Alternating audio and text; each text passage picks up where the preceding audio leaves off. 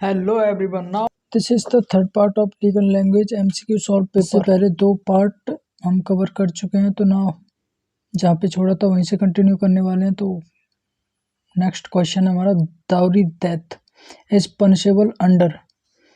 तो ये जो सेक्शन होने वाला है, मैं करेक्ट है उसी को बताने वाला हूँ। तो उससे पहले अगर वीडियो को पॉज कर सकते हो तो ना, जिसमें करेक्ट है वो है D, section 304B IPC। Next है, in which court public interest litigation can be filed. कहाँ पे फाइल किया जा सकता है, तो उसका करेक्ट ऑप्शन हो जाएगा सी। एक और बात आपको बता दूं मैं, इस वीडियो को ज़्यादा से ज़्यादा शेयर जरूर कर देना, कम से कम एक व्हाट्सएप ग्रुप में शेयर जरूर करना है भाई। Now next, when was the universal declaration of human right adopted by united nation organisation. तो इसका करेक्ट आंसर जो हो जाएगा वो हो जाएगा सी। तो नाउ नेक्स्ट है, appeal against the award made by the लोक अदालत शैल लाई इन विच कोर्ट। किस कोर्ट में जाएगा, तो वो है डिस्ट्रिक्ट कोर्ट में।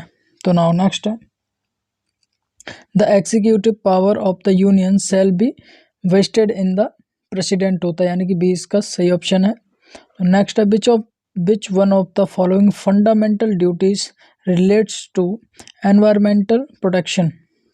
तो ये है आंसर इसका सी, जो कि कॉन्स्टिट्यूशन में दिया गया है। तो नेक्स्ट है, parliament for the union shall consist of.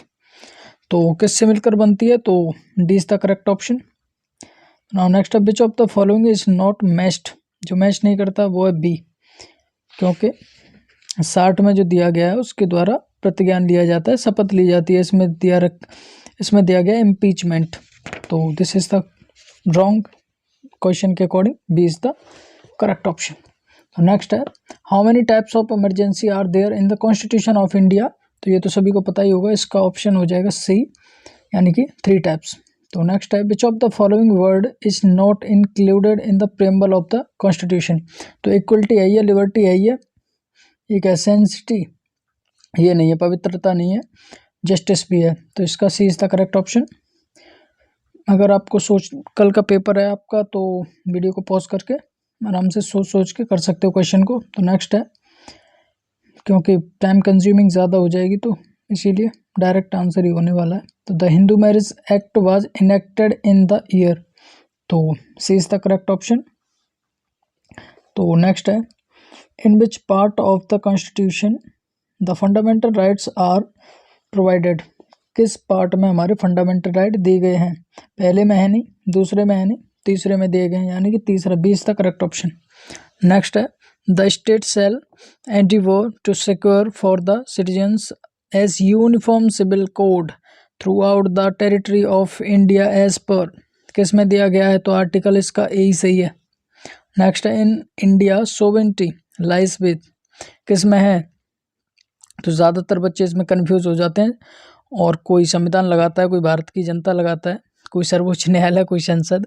तो इसका सही आंसर हो जाएगा ए, भारत की जनता में, जो कि प्रेम्बल हमारा कहता है इंडियन कॉन्स्टिट्यूशन का। तो is the correct option. Next है, how many kinds of writs have been recognised under the Indian constitution. तो कितने प्रकार की रिट्स हैं, 5 टाइप्स। तो नेक्स्ट है, विशाखा बनाम state of Rajasthan case deals with. किस मामले में डील करता है, तो इसका A is the correct option, sexual violence against women at work place. तो नेक्स्ट चलते हैं, out of this 4 option find the correct sentence. जो करेक्ट सेंटेंस निकालना है, तो पहला सीनरी। तो देखो, सीनरी का सीनरीज होता नहीं है, तो सीनरीज वाले दोनों गलत हो जाएंगे ऊपर। तो सीनरीज बेटर नहीं होती, गुड होती है, इसीलिए C is the correct option. Out of this 4 option find the correct sentence. तो द लंडन, लंडन के आगे दा नहीं आएगा, ये गलत हो जाएगा। London is big city. चलो आगे देखते हैं। वो मैंने बोला भी, लंडन के आगे दा नहीं आएगा, यानी सी भी गलत है। बिगेस्ट के आगे दा आना चाहिए था, डी भी गलत है, B is the correct option.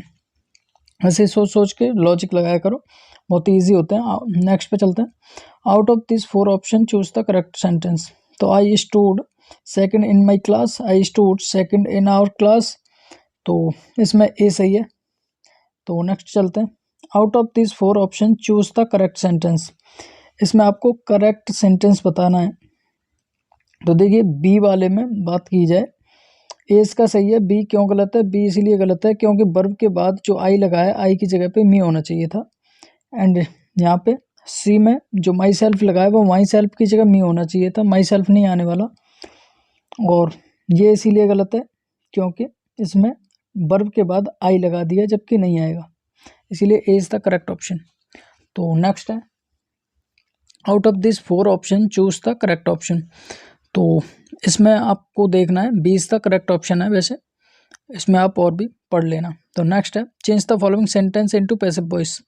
तो he is singing a song, तो इसमें ए इज़ द करेक्ट हो जाएगा। A song is being sung by him, यानी प्रेजेंट जो कंटिन्यूस का है उसके साथ जो है बीइंग का यूज होता है वर्ब के बाद। इज बीइंग जो मेन वर्ब उसके बाद आती है बीइंग के बाद।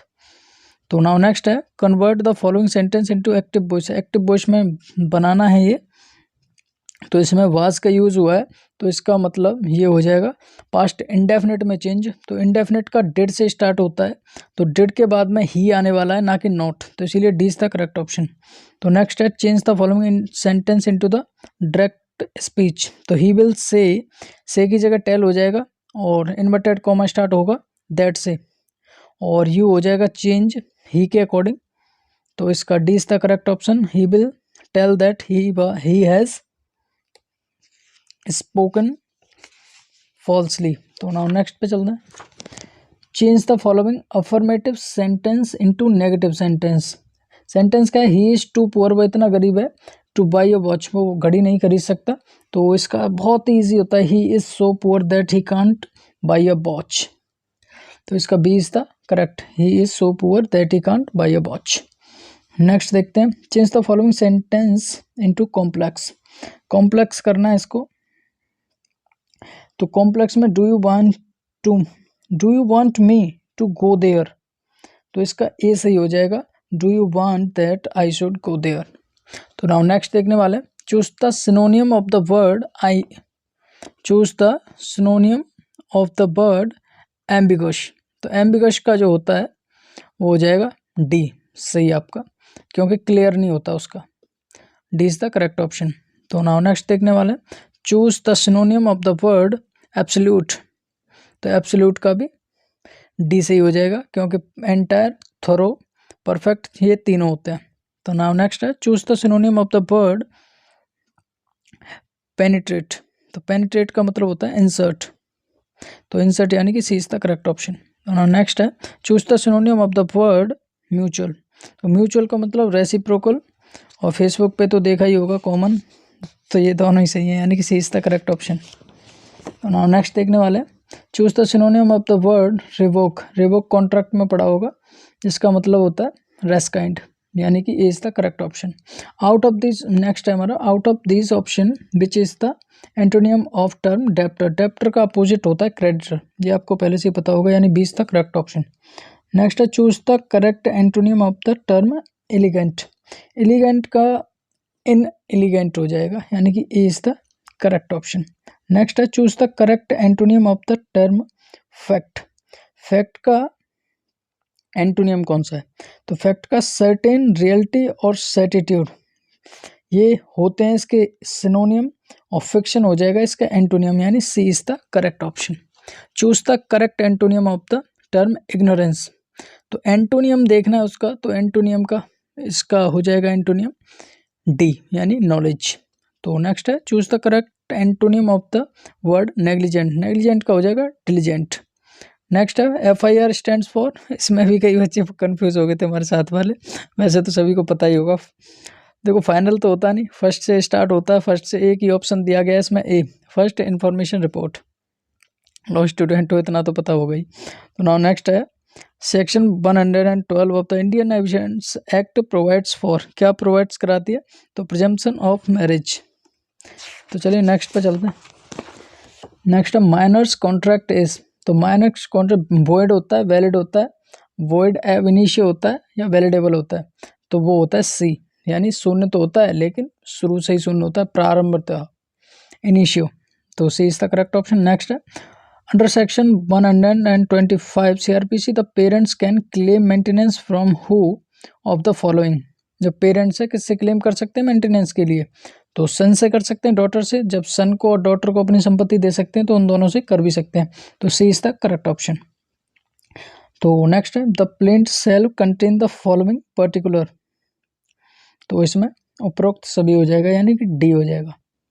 तो नेक्स्ट है which of the following is not essential element for gift, gift के लिए यानी दान के लिए under the transfer of property act 1882, इसके लिए क्या एसेंशियल जो है नहीं है, तो इसमें कंसिडरेशन एसेंशियल नहीं होता दान में, यानी कि B is the correct option. Next है in a suit of defamation but will be the proper sequence of the following ingredients, तो इसमें A is the correct option.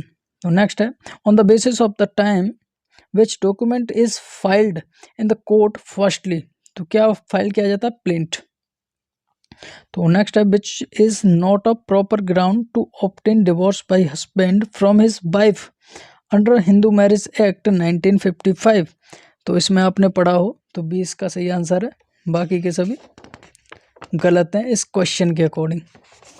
Next पे चलते हैं under the Hindu adoption and maintenance act 1956 which of the following is not entitled to adopt, तो इसका ये बिल्कुल सही हो जाएगा। हस्बैंड बिना विदाउट कंसेंट के, विदाउट कंसेंट वाइफ की कंसेंट के अडॉप्ट नहीं कर सकता, कंसेंट से कर सकता है। नेक्स्ट क्वेश्चन हमारा which section of the Hindu marriage act 1955 deals with the restitution of conjugal rights, conjugal rights दिए गए सेक्शन 9 में, अगर आपने पढ़ा हो तो सेक्शन 9 में दिए गए हैं। तो नेक्स्ट क्वेश्चन है petition for divorce by mutual consent can be filed under which section of the Hindu marriage act, तो किस में दे रखा है ये, तो ये दे रखा है सी में, यानी कि सेक्शन 1 सेक्शन 13A में। तो नाउ नेक्स्ट है under which provision a writ of habeas corpus shall be filed in the high court, high court देखिए सेक्शन 32 में सुप्रीम कोर्ट में जाते हैं, सुप्रीम कोर्ट के पास होता है, और सेक्शन 226 होता है हाई कोर्ट के पास, हाई कोर्ट ही पूछा है, यानी कि 20 का सही आंसर है।